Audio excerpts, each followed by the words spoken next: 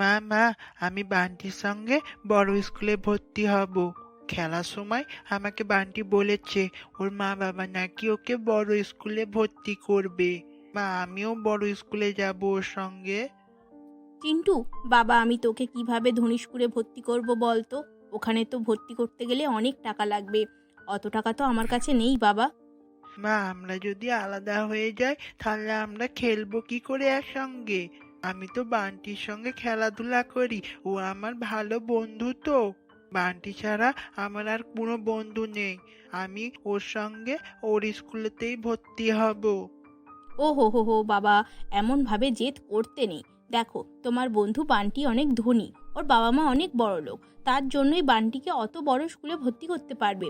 আমাদের কাছে তো অত টাকা পয়সা নেই। আর যদি টাকা পয়সা থাক তাহলে আমিও তো তোমাকে বান্টির মতো ওই ধনী স্কুলেই ভর্তি করে দিতে পারতাম।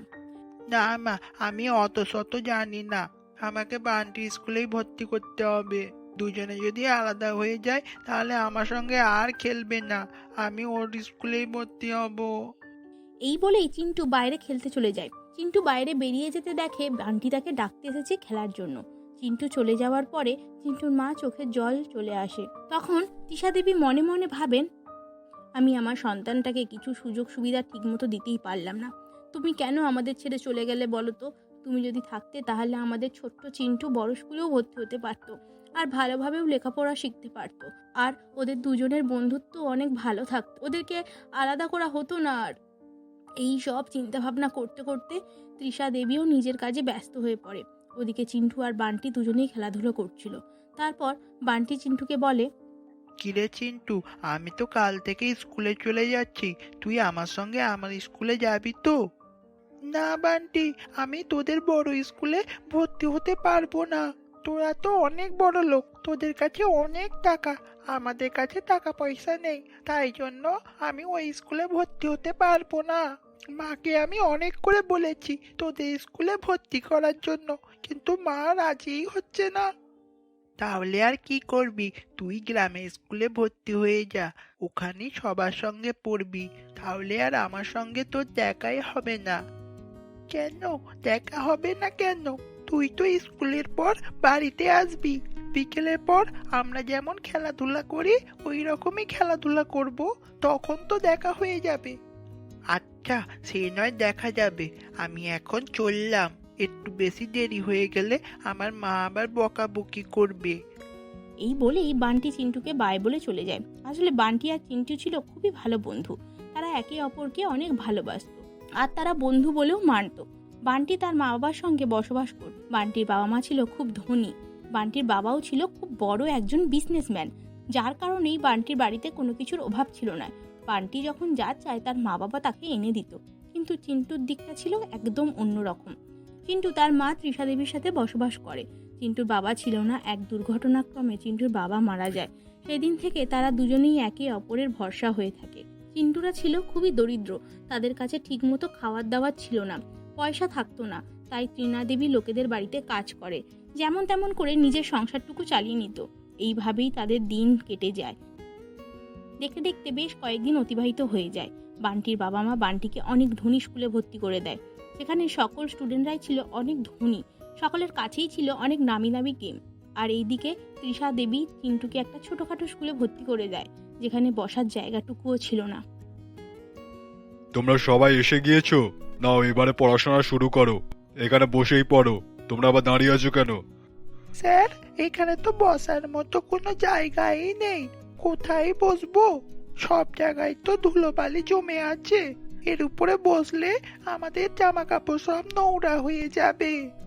এই, তুই কোথায়কারে প্রধানমন্ত্রী এসে গিয়েছিস রে? তোকে কি আলাদা করে বেঞ্চ এনে দিতে হবে নাকি? করে এই ধুলোবালির উপরেই বসে পড়। এখানে এইভাবেই পড়াশোনা হয়। আর যদি পড়াশোনা না করতে চাস তাহলে এখান থেকে চলে যা। স্যারের মুখের ওপরে আর কোনো কথা না বলে চিন্টু বাকি সকল গরিব ছাত্রদের সাথেই সেই ধুলো জায়গার মধ্যে বসে পড়ে। তারপর স্যার তাদেরকে পড়া শেখাতে শুরু করে দেয়। এইরকমই ছিল তাদের গরিব আর ধনী স্কুলের সবকিছুই ছিল খুব মজার। বান্টিরা খুব মজার সঙ্গে ধনী স্কুলে যেত। সেই সব স্কুলে সমস্ত কিছুরই ব্যবস্থা ছিল, যেমন খেলাধুলার জায়গা, সাঁতার শেখার জন্য সুইমিং পুল আর নানান ধরনের খেলনা। এইরকম ভাবেই দেখতে দেখতে আরো বেশ কিছুদিন অতিবাহিত হয়ে যায়। এইদিকে চিন্টুকে তার পাশে থাকা এক বন্ধু বলতে থাকে, এই চিঙ্কু, তুই আমাকে বন্ধু করবি? আমরা দুজন মিলে একসঙ্গে খেলাধুলো করব, আর স্কুলে আসার সময় তোকে প্রত্যেকদিন ডেকে আনবো। না না, আমি তোকে বন্ধু করতে পারবো না। আমার বন্ধু আছে, বান্টি আমার খুব ভালো বন্ধু। ওকে ছাড়া আমি কাউকে বন্ধু করতে পারবো না। বান্টি যদি শোনে আমি নতুন বন্ধু করেছি, তাহলে হয়তো ও আমার সঙ্গে আর কথাই বলবে না। অত বড় লোকের ছেলে দেখবি একদিন তোকে তোর বন্ধুত্ব দামই দেবে না, তোর সঙ্গে খেলবেও না। ও যখন নতুন স্কুলে গেছে, ওইখানে দেখবি বড় বড় বন্ধু করে নেবে, তখন তোকে ভুলেই যাবে। এই তুই বান্টির ব্যাপারে একদম উল্টো পাল্টা কথা বলবি না। বান্টি একেবারে অমন না, ও আমার খুব ভালো বন্ধু, ওকে আমি ভালোভাবে চিনি। যা তো এখান থেকে। লালুর কথাটা চিন্টু কোনো কিছুতেই মাথায় নেয়নি, কারণ চিন্টু ছিল খুবই বাচ্চা। তাই বাচ্চাদের মনে কোনো রকম কিছু পাপ ছিল না, যার কারণে কিন্তু তার কোনো কথায় পাত্তা না দিয়ে আবারও পড়াশোনাতে মন দেয়।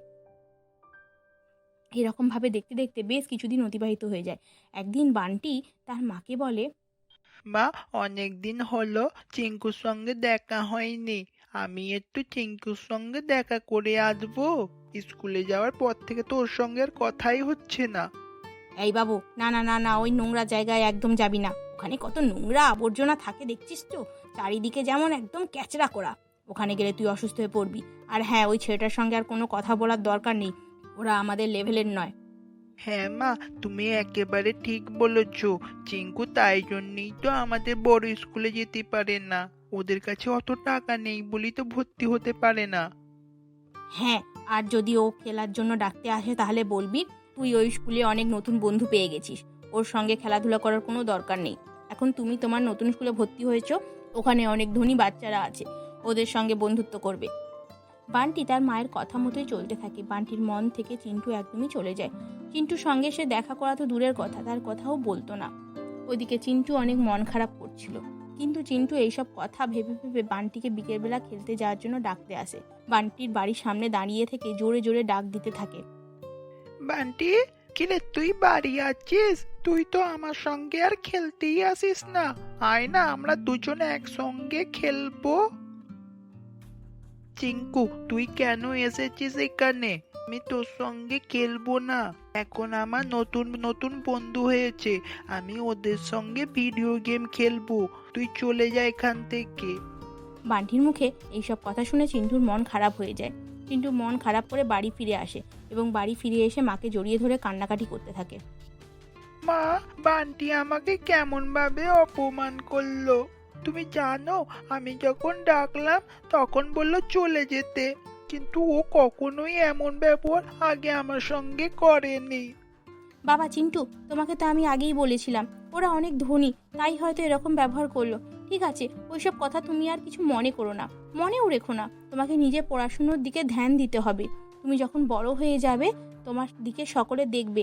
তুমি যখন পড়াশুনো করে বড় কিছু হয়ে যাবে, তখন তোমার দিকে সকলে দেখবে, তখন তোমাকে সকলে চিনবে। চিন্টু তার মায়ের এই কথাটা ভালোভাবে মাথায় গেঁথে নেয়, আর মায়ের কথা ভেবে চিন্টু দিনের পর দিন খুব ভালোভাবে পড়াশুনো করতে থাকে। কিন্তু চিন্টুদের স্কুলে স্যার ম্যাডামটাও ঠিক মতো আসতো না, আর পড়াশোনা তো দূরের কথা, ক্লাস তো ঠিকঠাক করতে আসতো না, তার সাথে মন দিয়েও লেখাপড়া শেখাতো না।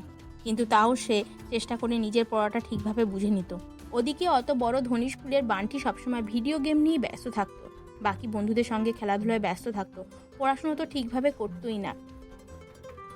এমনই একদিন চিন্টুদের ক্লাসে স্যার এসে বলে, বাচ্চারা, আমাদের স্কুলে একটা প্রতিযোগিতা হবে, তোমরা কি কেউ নাম দিতে চাও? অনুষ্ঠানের সময় তোমাদের মঞ্চে তুলে প্রশ্ন করা হবে, আর সেই প্রশ্নের যদি ঠিকঠাক উত্তর দিতে পারো তাহলে তোমাদের জন্য ভালো ভালো সুন্দর সুন্দর টেডি বিয়ার থাকবে। স্যার, আমি প্রতিযোগিতায় নাম দিতে চাই। কিন্তু চিন্টু, তুমি পারবে তো? এই প্রতিযোগিতায় আমাদের স্কুলে একবারও জেতেনি, কারণ না ওখানে বড় বড় স্কুল থেকে ধনী ধনী স্টুডেন্টরা আসবে। বড় স্কুলে পড়াশোনার কাছে আমাদের সরকারি স্কুল কিছুই না, ওদের পড়াশোনা খুব অ্যাডভান্স, ওরা প্রতিবারে উইনার হয়ে প্রাইজ নিয়ে চলে যায়। কিন্তু সে আমি জানি, আমার মা আমাকে সব সময়ই বলে চেষ্টা করলে সব কিছুই হয়, তাই আমি না পারলেও চেষ্টা করব। চিন্টুর এত জেদ দেখে স্যারের মন উৎসাহে জেগে ওঠে। স্যার চিন্টুকে আলাদাভাবে পড়াশুনো এবং কোশ্চেনগুলো ভালোভাবে শিখিয়ে দিতে থাকে। এইরকমভাবেই দেখতে দেখতে বেশ কিছুদিন অতিবাহিত হয়ে যায়। কিছুদিন পর প্রতিযোগিতার দিন চলে আসে। সকলের সামনে বড় মঞ্চে বান্টি আর চিন্টুকে মুখোমুখি বসিয়ে দেয়া হয়, কারণ বান্টিও সেই প্রতিযোগিতায় নাম দিয়েছে। এরপর তাদের কোয়েশ্চেন পেপার দেওয়া হয়। বান্টি তো ভিডিও গেম খেলে সারাদিন ব্যস্ত থাকার কারণে অর্ধেক প্রশ্নের উত্তর লিখতে পারছিল না, কিন্তু চিন্টু মন দিয়ে পড়াশোনা করে। পড়াশোনা করার কারণে সে সব প্রশ্নের উত্তর দিতে পারছিল ভালোভাবেই, আর লিখছিলও। তারপর দুজনে খাতা নিয়ে নেওয়ার পর স্যার বলে, বাহ চিন্টু, তুমি তো দেখছি ভালোই প্রশ্নের উত্তর দিয়েছো। সব প্রশ্ন ঠিকঠাক উত্তর দিয়েছো দেখছি। যাক, তুমি তাহলে প্রথম ধাপটা ভালোভাবেই কম্পিটিশনে পার করে গেলে। কই দেখি বান্টি, এবার তোমার খাতাটা দেখি কেমন প্রশ্নের উত্তর দিয়েছো। এ কি এ বাবা, তুমি তো দেখছি একটাও ভালোভাবে প্রশ্ন ঠিকঠাক উত্তর দিতে পারোনি। সকলের সামনে এমন কথা বলতেই বান্টি অনেক অপমানিত বোধ হয়। তারপরে সেকেন্ড ধাপ শুরু হয়। বান্টিকে তার চিন্টুকে কোয়েশ্চেন ধরানো হয়। মঞ্চে থাকা স্যার কোয়েশ্চেন করার সাথে সাথেই চিন্টু সব প্রশ্নের উত্তর দিতে থাকে, কিন্তু বান্টি কোনো প্রশ্নের উত্তরই ঠিকভাবে বলতে পারছিল না। সে চুপচাপ দাঁড়িয়ে থাকে। সেই দেখে স্যার বলে, তুমি কি কম্পিটিশনের জন্য ঠিকঠাক ভাবে তৈরি হওনি নাকি? তুমি বাড়িতে একটুকু নিজেকে প্রিপেয়ার করোনি? তোমাদের স্কুল তো অনেক বড় স্কুল, তোমার স্কুলে কত নাম, তুমি তো পুরো স্কুলের নামটা ডুবিয়ে দিলে। এরপর স্যার আবার তৃতীয় পদক্ষেপ শুরু করে। স্যার বান্টিকে আর চিন্টুকে আরও কিছু প্রশ্ন জিজ্ঞাসা করে। সেখানেও চিন্টু সব প্রশ্নের উত্তর সঠিকভাবে দিয়ে দেয়। সকলের সামনে চিন্টু বড় ট্রফি পেয়ে যায়। তখন বান্টি সকলের সামনে অপমানিত বোধ হয় এবং তাদের বড় স্কুলের নামও খারাপ হয়ে যায়। তখন বান্টি চিন্টুর কাছে এসে বলে, চিঙ্কু, আমাকে ক্ষমা করে দে। আমি অনেক ভুল ভাবনা ভেবেছিলাম। তুই গরিব বলে তোকে আমি খারাপভাবে অপমান করেছিলাম। আমার বাড়ি থেকেও চলে যেতে বলেছিলাম। তো সত্যি তুই আজ আমার চোখ খুলে দিলি। আমি এত বড় স্কুলে পড়েও সব প্রশ্নের উত্তর ঠিকঠাক ভাবে দিতে পারলাম না। তুই একটা সরকারি স্কুলে পড়ে সব প্রশ্নের উত্তর ঠিকভাবে দিতে পেরেছিস। তুই সবাইকে হারিয়ে বড় ট্রফিটা নিয়ে নিয়েছিস। আমাকে ক্ষমা করে দে চিঙ্কু। আরে বান্টি, তুই আমার কাছ থেকে কেন ক্ষমা চাইছিস? তুই তো আমার খুব ভালো বন্ধু, আর ভালো বন্ধু হয়ে কখনোই ক্ষমা চাইতে নেই। তুই আগে যেমন আমার বন্ধু ছিলিস সেই রকমই বন্ধু আছিস। তোকে ছাড়া আমি কখনো কাউকে বন্ধু করব না। হ্যাঁ রে চিঙ্কু, সেটা তো আমি জানতাম তুই আমাকে ছাড়া আর কাউকে বন্ধু করবি না। তুই খুব ভালো রে। আর হ্যাঁ, আজ থেকে আমি তোর সঙ্গে আবার খেলাধুলা করব। তুই তো ভালো পড়াশোনা করিস। তুই স্কলারশিপ নিয়ে আমাদের স্কুলে চলে আসবি। তারপর দুজনে একসঙ্গে স্কুলে যাব। হ্যাঁ হ্যাঁ, আমরা দুজন এবার থেকে একসঙ্গে স্কুলে যাব, একসঙ্গে খেলাধুলাও করব। আবার আমরা আগের মতো বন্ধু হয়ে গেছি, বল। বান্টি তার নিজের ভুল বুঝতে পেরে যায়, তার কাছে ক্ষমা চেয়ে নেয়। তখন চিন্টুর অনেক ভালো লাগে। আর এরকমভাবেই চিন্টু প্রতিযোগিতায় জিতে একটা স্কলারশিপ পেয়ে যায়। আর সেই টাকাতেই অনেক ধনী স্কুলে ভর্তি হয়, যেখানে বান্টি পড়তো। আর এরকমভাবেই তারা হাসি খুশিতে দিন কাটাতে লাগলো। মহেশ তার স্ত্রী লাবণ্য এবং এক মেয়ে কেয়াকে নিয়ে সিমরানচক নামক শহরে বাস করত। মহেশ একটি বেসরকারি কর্মদপ্তরে বেশ মোটা অঙ্কের বেতনেই কাজ করত, যার ফলে তাদের সংসার বেশ স্বাচ্ছন্দ্যের সঙ্গেই কাটছিল। মহেশ তার বোন তানিয়ার একটি ধনী পরিবারের ছেলে ঈশানের সঙ্গে বিয়ে দিয়েছিল। বিয়ের পর তানিয়ার জীবন একেবারেই বিলাসবহুল হয়ে উঠেছিল, যার ফলে সকলেই বেশ সুখে শান্তিতে সময় অতিবাহিত করছিল। কিন্তু হঠাৎই মহেশের জীবনে দুঃখের সময় নেমে আসে, কারণ মহেশের কোম্পানি হঠাৎই বন্ধ হয়ে যায়, যার ফলে মহেশের সংসারে টানাপোড়েন শুরু হয়ে যায়। এমনই একদিন কেয়া বলে, মা আজকে আমাকে তানিয়া পিসির বাড়ি নিয়ে চলো না, আমি তিতলির সঙ্গে খেলবো। আমি দেখেছি তিতলির অনেক খেলনা আছে। কিন্তু মা, এখন তো আমরা যাব না, পরে যখন যাব তোকে নিয়ে যাব, আর তুই তখন গিয়ে খেলবি। না মা, আমি এখনই যাব, আমার পিসির বাড়ি যেতে খুব মন করছে। চলো না মা, আমায় নিয়ে চলো না। ওহ, কি মুশকিল বলতো। আচ্ছা ঠিক আছে, এখন আমি সব কাজ শেষ করে নিই, তারপর তোকে না হয় পিসির বাড়ি নিয়ে যাব। লাবণ্য দেবীর কথা শুনে কেয়া তখন খুবই খুশি হয়ে যায়। আসলে তিতলি এবং কেয়া সমবয়সী হওয়ায় তারা দুজনেই একসঙ্গে খেলাধুলা করতে পছন্দ করত। এরপর লাবণ্য তার কথা অনুযায়ী সমস্ত কাজ কমপ্লিট করে কেয়াকে নিয়ে তার পিসির বাড়ি অর্থাৎ তিতলিদের বাড়ি যায়। এরপর, এই তিতলি, তিতলি, দেখ আমি চলে এসেছি। তুই কোথায়? তাড়াতাড়ি আয়, আমরা খেলবো। ও কেয়া, তুই চলে এসেছিস? আমি এক্ষুনি তোর কথা ভাবছিলাম। আমি কখন থেকে তোর অপেক্ষা করছিলাম। তুই আসতে তো দেরি করলি কেন রে? দেখ না, মাকে কখন থেকে বলছিলাম তিতলিদের বাড়ি নিয়ে চলো। মাই তো আমাকে নিয়ে আসতে চাইলো না, আর বলল কাজ শেষ করে নি তারপর নিয়ে যাব। ঠিক আছে চল, আমরা এখন খেলবো। আজ কিন্তু আমার পুতুলের সঙ্গে তোর পুতুলের বিয়ে। তুই কি এটা ভুলে গিয়েছিস নাকি? আরে আমি কেন বলতে যাব? চল, অনেকটাই দেরি হয়ে গেল, আমরা খেলা শুরু করি। কেয়া ও তিতলি এভাবেই কথাবার্তা বলে নিজেরা খেলতে থাকে। এদিকে লাবণ্য ও কেয়ার যখন তখন বাড়িতে আসা তানিয়া খুব একটা পছন্দ করতো না। তানিয়ার ধনী পরিবারে বিয়ে হওয়ার ফলে সে একটু অহংকারী স্বভাবের হয়ে উঠেছিল। এরপর তানিয়া বলে, দেখো বৌদি, তুমি না এই দুপুরের টাইমে কেয়াকে নিয়ে এখানে আসবে না। আসলে তিতলি এই সময় খাওয়া দাওয়া করে ঘুমায়। কেয়া এলে তিতলি ঘুমাতে চায় না। হ্যাঁ তানিয়া, সে আমি জানি। আসলে কেয়া খুব জেদ করছিল, আর ও তো আসার জন্য রীতিমতো কান্নাকাটিও করে শুরু করে দিয়েছিল, তাই আমি ওকে নিয়ে এলাম আর কি। হ্যাঁ সে আমি জানি, এখানে ভালো মন্দ খাবার হয়, তাই খাওয়ার জন্যই ওকে এখানে নিয়ে আসো। আচ্ছা আচ্ছা ঠিক আছে, আজ নিয়ে এসেছো। আমি কিছু বলছি না, কিন্তু পরের বার থেকে কখনোই দুপুরের সময় ওকে নিয়ে এখানে আসবে না, ওকে? লাবণ্য একটু সাদাসিধে প্রকৃতির মানুষ ছিল, তাই তানিয়া এভাবে অপমান করলেও সে তখন কিছুই মনে করে না। কিন্তু তানিয়া সময় অসময়ে লাবণ্যকে, কেয়াকে এবং তার দাদাকে অপমান করতে ছাড়তো না। এভাবেই উঁচু নিচের মধ্য দিয়ে সময় অতিবাহিত হতে থাকে। এমনই একদিন তানিয়া এবং ঈশানের বিবাহবার্ষিকী ছিল, তাই তারা একটি বড় পার্টি অ্যারেঞ্জ করেছিল। তাই তখন তার দাদা বৌদিকে নিমন্ত্রণ করতে তাদের বাড়িতে যায়। তখন, মা মা, দেখো কে এসেছে, আমাদের তানিয়া পিসি। তানিয়া পিসি, তিতলিকে সঙ্গে করে নিয়ে আসনি? না, নিয়ে আসিনি, কারণ ও এখন এখানে এলে তোর মতোই নোংরা ময়লা ঘাঁটবে। তা যেটা বলছি, তোর বাবা মা কোথায় রে? ওদেরকে ডেকে নিয়ে আয় তো। তারা যখন কথাবার্তা বলছিল ঠিক তখনই সেখানে লাবণ্য আসে। এরপর সে বলে, আরে তানিয়াদি, তুমি কখন এলে? তা বসো, আমি তোমার জন্য চা বানিয়ে নিয়ে আসছি। না না, আমি যেখানে সেখানে চা খাই না, এতে করে আমার ফিটনেস খারাপ হয়ে যায়। তা শোনো আমি কি বলছি, আসলে কাল আমাদের বিবাহ বার্ষিকী উপলক্ষে আমরা একটা পার্টি অ্যারেঞ্জ করেছি।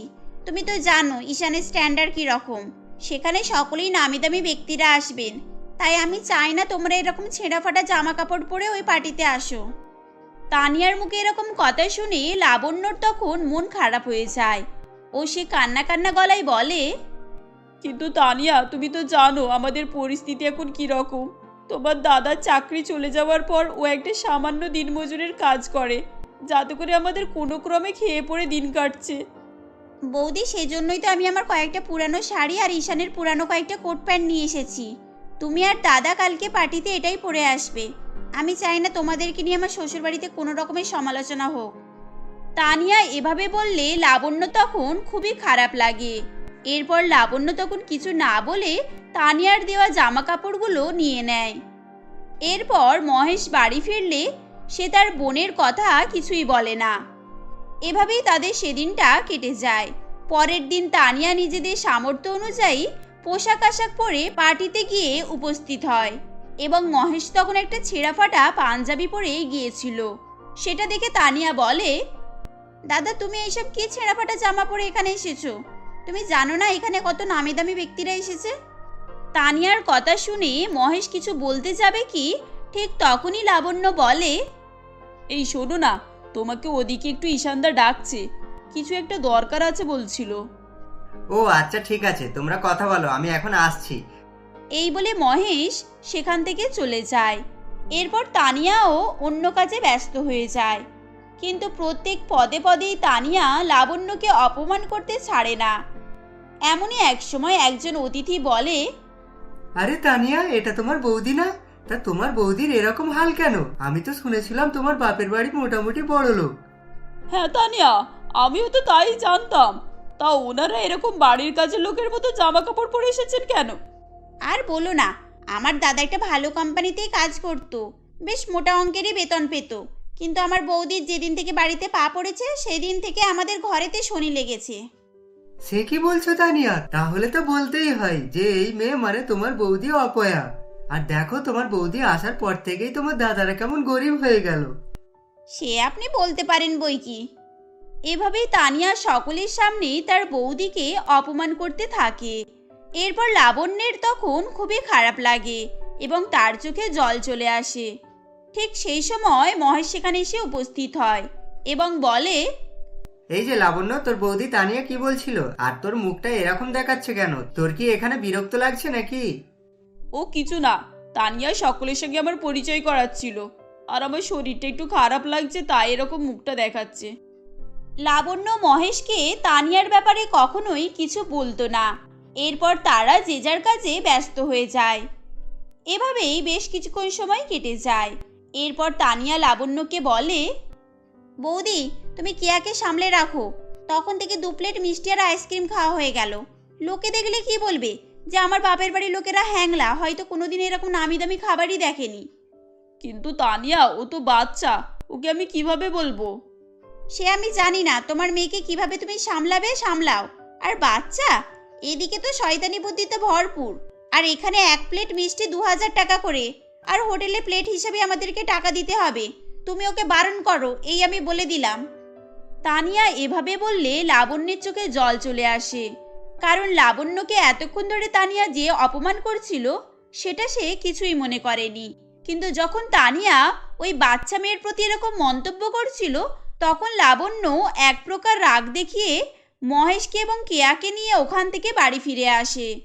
এরপর থেকে লাবণ্য কেয়াকে আর তানিয়ার বাড়িতে নিয়ে যেত না। সে যতটা চেষ্টা করত তানিয়ার বাড়ি থেকে নিজেকে এবং নিজের পরিবারকে দূরে রাখার চেষ্টা করত। এভাবে বেশ কয়েকদিন কাটতে থাকে। এমনই একদিন ঈশান লাবণ্যকে ফোন করে বলে, হ্যালো বৌদি, আমি ঈশান। দেখো না, তানিয়া বাথরুমে পড়ে গিয়ে ওর ডান পা ফ্র্যাকচার হয়ে গিয়েছে।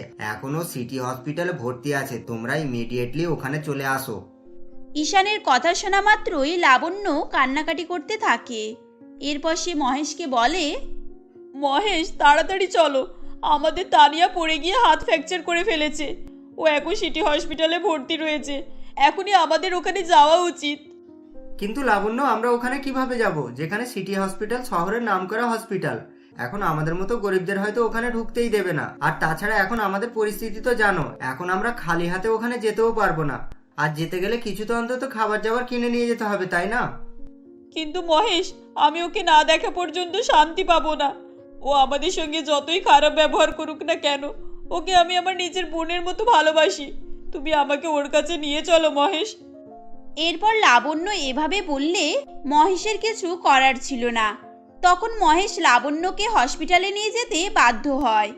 মহেশ এবং লাবণ্য তখন দরজার বাইরে দাঁড়িয়েছিল। তখন কেবিনের মধ্যে ঈশান এবং ঈশানের মা হৈমন্তী দেবী ছিল। এরপর তানিয়া বলে, মা আপনি আমার কাছে থাকুন প্লিজ, আমার এখানে খুবই ভয় লাগছে। আমি কখনো এভাবে একা হসপিটালে রাত কাটাইনি। আরে বৌমা, ভয়ের কি আছে?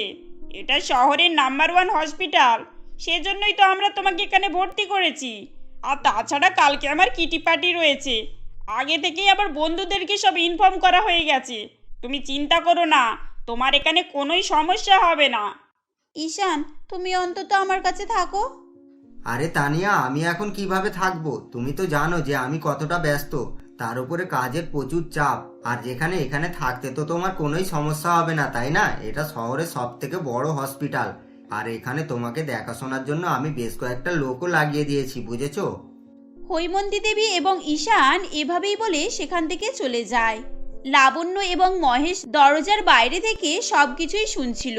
তাদেরকে দরজার বাইরে দাঁড়িয়ে থাকতে দেখে তানিয়া বলে, দাদা বৌদি, তোমরা আর বাইরে ওভাবে দাঁড়িয়ে আছো কেন? ভিতরে আসো। তানিয়া এভাবে বললে লাবণ্য এবং মহেশ কেবিনের মধ্যে ঢোকে। তখন মহেশ বলে, আসলে বোন, আমরা তোর জন্য কিছুই খাবার জাবার নিয়ে আসতে পারিনি, তাই ভিতরে আসতে একটু সংকোচ বোধ হচ্ছিল।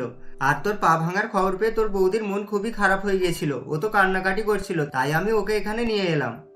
তানিয়া, তুমি চিন্তা করো না, আমি তোমার কাছে থেকে তোমার সেবা করব। লাবণ্য এভাবে বললে তানিয়ার চোখে জল চলে আসে। এরপর লাবণ্য তার কথা অনুযায়ী দিনরাত তানিয়া সেবা করতে থাকে। এরপর তানিয়ার হসপিটাল থেকে ছুটির দিন চলে আসে। তখন তানিয়া লাবণ্য এবং মহেশকে বলে, দাদা বৌদি, তোমরা আমাকে ক্ষমা করে দাও। আমি অর্থের বশে অন্ধ হয়ে গিয়েছিলাম। আমি টাকা পয়সাকে নিজের সম্পর্কের থেকেও বড় বলে মনে করেছিলাম। আমাকে ক্ষমা করে দাও বৌদি। বোন, তুমি এভাবে আমাদের কাছে ক্ষমা চেয়ে আমাদেরকে ছোট করো না। আমি তোমাকে নিজের বোনের থেকে কম কিছু ভাবি না। তুমি চলো, বাড়ি চলো। তানিয়া এভাবেই কান্নাকাটি করে তার দাদা বৌদির কাছে ক্ষমা চাইতে থাকে। এর ফলে মহেশ এবং লাবণ্যও তাকে ক্ষমা করে দেয়। এরপর থেকে তারা সকলেই সুখে শান্তিতে আনন্দের সঙ্গে বসবাস করতে থাকে।